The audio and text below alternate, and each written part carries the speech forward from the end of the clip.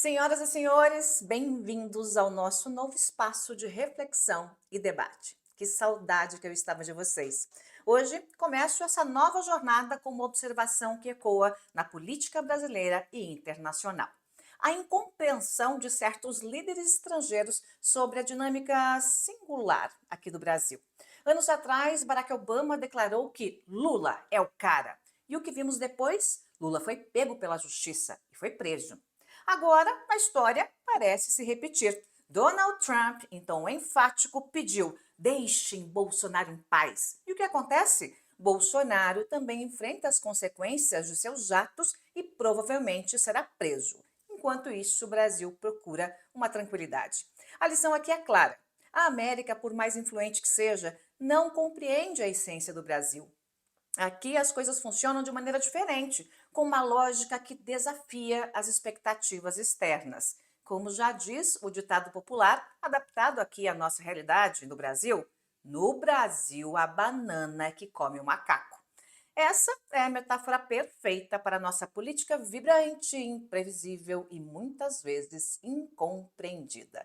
Neste programa, vamos mergulhar nesses paradoxos, desvendando o Brasil com coragem, clareza e, acima de tudo, verdade. Bom, hoje foi a grande notícia do dia, essa fala do Trump e também o que disse Lula na sequência. É claro que os bolsonaristas reverberaram isso para todo canto, e foi Twitter, e foi todo tipo de rede social, aquela coisa que os bolsonaristas sabem fazer muito bem, que é gargantear muito. E se eles fazem isso sem ter material na mão, imagina tendo material, tendo uma declaração do presidente americano Donald Trump, né? Que, aliás, desde que assumiu esse segundo mandato, parece que bateu com a cabeça na parede, né? Porque é uma sucessão de erros que ele tem cometido. Mas, noves fora, o assunto não é esse. Lula foi questionado sobre essa declaração do Donald Trump, né, a favor aí do Bolsonaro, e ele disse, eu não vou comentar, mas acabou comentando,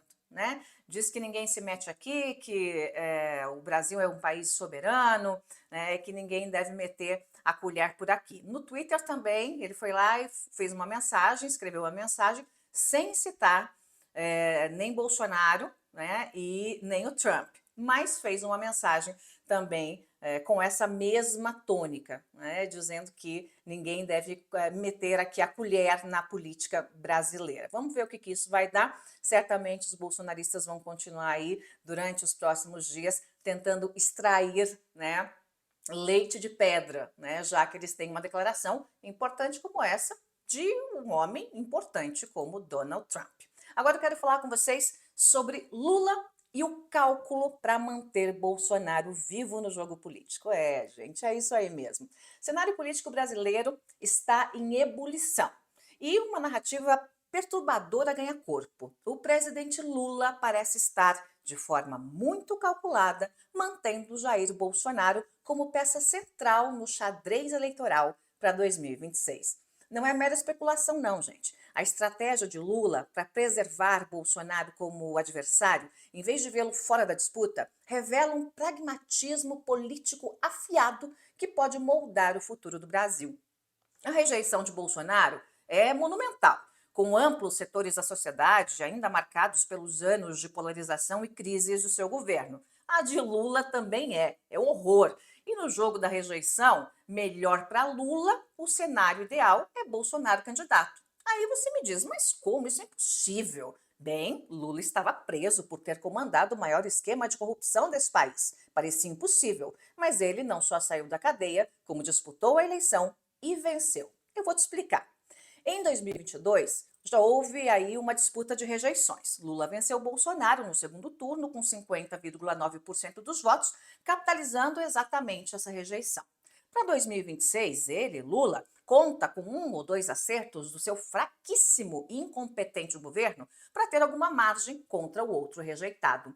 Enfrentar Bolsonaro é para Lula um terreno conhecido e o único vantajoso, onde a polarização joga a seu favor. Por outro lado, um candidato novo, como um Tarcísio de Freitas, um Caiado, ou um outro nome de centro-direita ou de uma direita racional, seria um desafio muito maior para Lula. Pesquisas recentes indicam que 52% dos brasileiros rejeitam tanto Lula quanto Bolsonaro, inclusive eu, abrindo espaço para uma terceira via que poderia atrair eleitores cansados dessa dicotomia PT-Bolsonaro. Um adversário menos polarizador, com menos rejeição, poderia fragmentar a base de Lula e complicar ainda mais sua improvável reeleição. Manter Bolsonaro no jogo, portanto, é uma forma de neutralizar essa ameaça, garantindo que a eleição permaneça um embate entre nós e eles, coisa que já vimos tanto. Mas como Bolsonaro poderia voltar ao jogo político se ele está inelegível? Através de uma liminar. Mas aí você me pergunta, jamais o STF daria uma liminar ao Bolsonaro, não é? É verdade, mas dentro do Supremo há dois bolsonaristas de carteirinha, Nunes Marques e André Mendonça. É provável? Não. É impossível? Também não.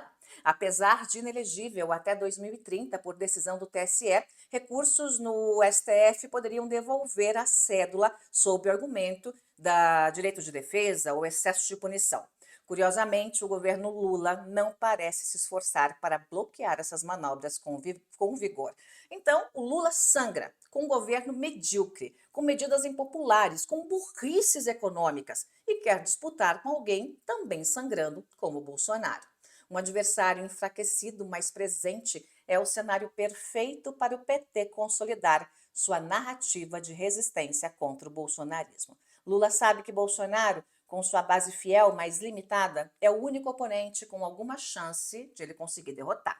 A estratégia é clara: manter a polarização viva, mobilizar a esquerda contra o inimigo conhecido e evitar o surgimento de uma alternativa que possa conquistar o eleitorado desiludido. No Brasil, ou o Brasil, por enquanto, segue refém desse jogo, onde a verdade é secundária e a tática de mau gosto reina. Não se surpreendam se Bolsonaro estiver na cédula em 2026. Pode ser exatamente o que Lula quer. E é o que ele quer. Se será possível, aí já são outros 500, mas impossível não é. Quero falar aqui sobre verdade ameaçada e sobre as mentiras de Paulo Figueiredo no Congresso americano. Você se lembra que no último dia 24, agora o influenciador bolsonarista Paulo Figueiredo, neto do ex-presidente João Figueiredo, prestou depoimento à Comissão dos Direitos Humanos da Câmara dos Deputados dos Estados Unidos, onde fez afirmações que desafiam a verdade e colocam em xeque a credibilidade que, cá entre nós, eu acho que ele não tem. Em sua fala, Figueiredo classificou a deputada federal Carla Zambelli e o deputado licenciado Eduardo Bolsonaro como vítimas da perseguição política deste Brasil tão malvado. No entanto, as evidências apontam que as declarações dele não apenas distorcem fatos, mas podem configurar crime de perjúrio nos Estados Unidos, onde mentir sob juramento é uma infração grave, passível de punição. Figueiredo alegou que Carla Zambelli sofre perseguição política, omitindo que a cara deputada caríssima foi condenada pelo Supremo em maio de 2025 a 10 anos de prisão por crimes sérios, invasão no sistema do CNJ e falsidade ideológica. A denúncia, embasada em investigações da PGR, revelou que Zambelli, ou Zambesta, em conluio com Walter Delgatti, manipulou documentos, incluindo um mandado de prisão forjado contra o ministro Alexandre de Moraes, assinado por ele mesmo. Eu já tinha dito, Carla é burra. Essa não é uma questão de perseguição, não, mas de responsabilidade criminal perante atos que atentam contra a segurança das instituições democráticas brasileiras. Ao apresentar Zambelli como vítima, Figueiredo ignora a robustez das provas e a decisão judicial, enganando o público americano e desrespeitando a gravidade dos fatos. Da mesma forma, a narrativa de Figueiredo sobre Eduardo Bolsonaro é igualmente falaciosa. Ele afirmou que Bolsonaro está em exílio nos Estados Unidos, a mesma conversa que eles mesmos, bolsonaristas, se repetem. Ah, mentira repetida atrás da outra. Só que não há mandado de prisão contra o Bananinha, nem condenações contra ele aqui no Brasil. Ele é investigado pela PGR por possíveis crimes como coação no curso do processo penal e obstrução de justiça, mas não enfrenta acusações formais que justifiquem a alegação de perseguição. Eduardo, que pediu licença do mandato em março de 2025 para morar nos Estados Unidos, tem usado seu tempo no exterior, gente, para fazer uma outra articulação e surfar, também brincar na Disney, aproveitando aí a sua paixão pela preguiça, ele largou as responsabilidades como deputado federal. Eduardo está de férias e custeadas por um bando de desiludidos que mandam pix para essa gente vivendo bem bom, é inacreditável. Mas vamos lá. Mentir em depoimento ao Congresso americano é uma ofensa grave, prevista no Código Penal dos Estados Unidos, que pode resultar em até 5 anos de prisão. Ao distorcer a realidade sobre Zambesta e Dudu Bananinha, Figueiredo não apenas compromete sua credibilidade, mas também tenta manipular a percepção internacional sobre o sistema judiciário brasileiro. O bolsonarista Paulo Figueiredo deve responder pelas suas palavras e o público, tanto no Brasil quanto nos Estados Unidos, merece clareza sobre os fatos. A gente bem sabe, né, que Carla Zambelli é foragida, não tem nada que justifique ela estar fora do país. Nada, porque ela tem que ser presa, né? Nada que justifique como um exílio ou um autoexílio, e no caso do Dudu Bananinha, a mesma coisa. Na verdade, os dois sempre foram muito preguiçosos e deputados muito medíocres, né? Eu estive na legislatura com eles, é de uma mediocridade monstruosa. Tanto o que o Eduardo fazia, que muitas vezes não estava em plenário nem para defender o pai, não que merecesse alguma defesa, mas o filho não estava lá, e a Carla Zambelli vivia ali se rastejando, implorando um pouquinho de atenção do Bolsonaro, uma foto. Era deprimente, era realmente algo deprimente, né, de se ver, de se acompanhar. Então, agora, ser deprimente, ridícula, patética não é crime, mas invadir o sistema do CNJ é crime, né? Sem contar que tem já a maioria do Supremo naquele outro caso, quando ela saiu, né, com uma arma na mão, ameaçando de morte um jornalista bem ali acho que foi na Lorena, mas aqui nos Jardins, né? Então, também tem esse caso que a Carla Zambelli já perdeu, né, mas foi retirado aí o processo para vistas, e essas vistas podem durar até 6 meses, mas a maioria do Supremo já decidiu que ela será condenada. Gente, antes de ir embora, eu quero falar para vocês das emendas. Hugo Mota, presidente da Câmara. Hugo Mota, aliás, eu imaginei que ele fosse melhor, né? Ele tem sido um tanto quanto Arthur Lira na presidência da Câmara, quando o assunto é pavonear os deputados, enchê-los de mimos e presentinhos, e ele liberou emendas de orçamento e jogou no colo de cada deputado mais 11 milhões de reais para fazerem nada mais do que política, porque as emendas são usadas para fazer política, pouca gente destina de fato, né, emendas para onde elas precisam ser destinadas. Muitos só compram prefeitos e outros deputados estaduais e vereadores, né, e fazem essa negociata toda para que consigam votos e cabos eleitorais caros, caríssimos, pagos com dinheiro público na eleição.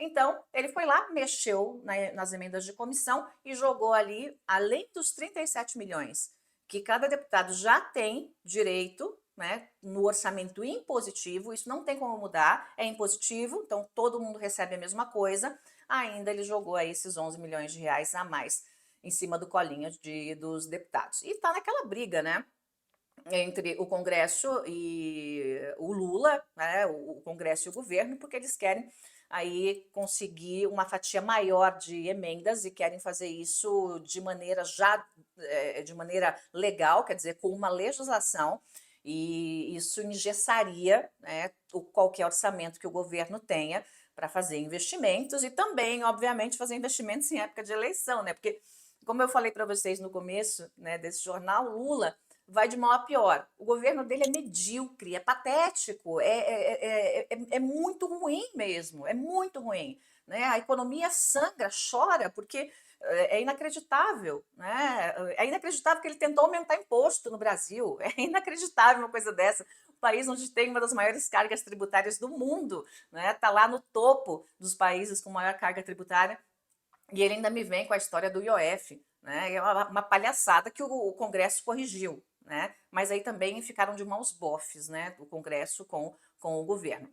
Mas, de qualquer forma, né, o Hugo Mota tenta mais emendas para os parlamentares, especialmente para injetar nesse ano, nesse final de ano e no ano que vem, né, ano de eleição. né? Como é que funciona esse negócio das emendas, né? Então, cada deputado tem direito lá às emendas impositivas, e aí ganha mais emendas quem for amigo do rei, né? Então, se você é coleguinha lá do presidente da Câmara, se você, por exemplo, está na comissão de orçamento, por isso que se matam para terem espaço na comissão de orçamento, para serem presidentes da comissão de orçamento, né? Porque se consegue mexer com esse dinheiro muito mais e destinar dinheiro da comissão para os amigos do rei. Geralmente o rei é o presidente da Câmara, ou, por exemplo, aqueles muito alinhados ao presidente, né? Sempre tem um grupo ali, um grupo fechado, um grupo de ferro, né? Então, no caso de Arthur Lira, era o Arthur Lira, o Agnaldo Ribeiro, o Hugo Mota estava sempre ali, quem era mais, gente, do MDB? O Isnaldo também sempre estava ali, o Isnaldo estava sempre do lado ali do Arthur Lira. Então, a gente sempre levava mais de 100 milhões. Era dinheiro que não acaba mais. E aí, quando você vai puxando pelo fio, você vai descobrir que o deputado fulano mandou dinheiro para o prefeito Cicrano, que contratou uma empresa que é do primo do deputado, do irmão do deputado, da mãe do deputado. Então, assim, as falcatruas acontecem aos olhos vistos, à luz do dia, né? Enquanto jornalista, quantas vezes eu denunciei isso, né? Nunca fiz parte dessa palhaçada, nunca peguei um centavo a mais do que um impositivo, justamente por entender que já é dinheiro suficiente para você ajudar a sua base, né? A forma de eu escolher quem eu ajudava, né, era por precisão, por necessidade. Tem uma história até que eu vou compartilhar aqui com vocês do Padre Rosalvino. Quem é aqui de São Paulo conhece a obra do Padre Rosalvino? Ele tem uma obra muito grande na zona leste de São Paulo. E eu fiquei sabendo que estava para fechar eram 8 casas com que recebiam crianças com algum tipo de deficiência, que não tinham para onde ir, foram abandonados por seus pais e tal. E eu simplesmente destinei a emenda, foram 3 milhões de reais na época. E aí a assessora dele, ele me contando essa história depois, né? Pegou o telefone, ligou e falou assim: padre, tem uma deputada aqui que mandou 3 milhões de reais de emenda. Aí ele não entendeu direito, ele falou assim: ah, esses deputados só mentem, mandou nada, que coisa. Tá na conta, padre. O padre, como assim tá na conta? Tá na conta. E eu nem conhecia ainda o padre, e depois nós viramos aí grandes amigos e as casas não foram fechadas e a obra continuou sendo feita, o dinheiro foi usado aí por muitos anos. Então, é assim que tem que ser, é assim que deveria ser, né? Deveria ser desse jeito.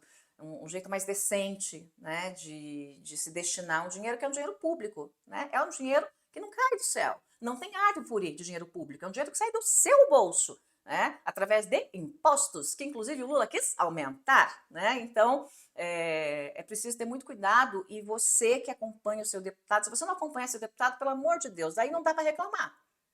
Vai acompanhar seu deputado, pega no pé do seu deputado, pega no pé do deputado, vai acompanhar o deputado, vai ver onde ele está colocando emenda, leia os jornais da sua cidade, veja se tem alguma coisa de investigação, fica atento ao Ministério Público, isso é importantíssimo para você também, né, ficar no cangote ali do deputado, para que ele ande na linha o mínimo possível, né, porque tá feia a coisa lá pelos lados de Brasília. Gente, é isso, eu vou ficando por aqui, um beijo, adorei voltar.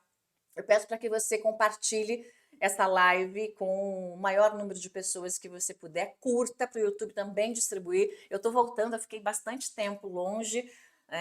Foram momentos difíceis pelos quais eu passei nos últimos anos. E acabou que, né, o canal ficou um pouquinho de lado.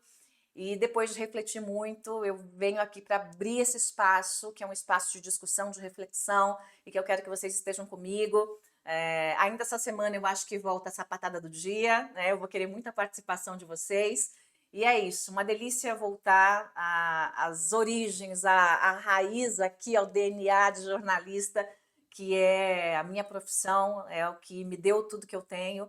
E voltar a falar com vocês é bastante emocionante. Obrigada pela companhia, beijo para vocês, fiquem com Deus e até amanhã.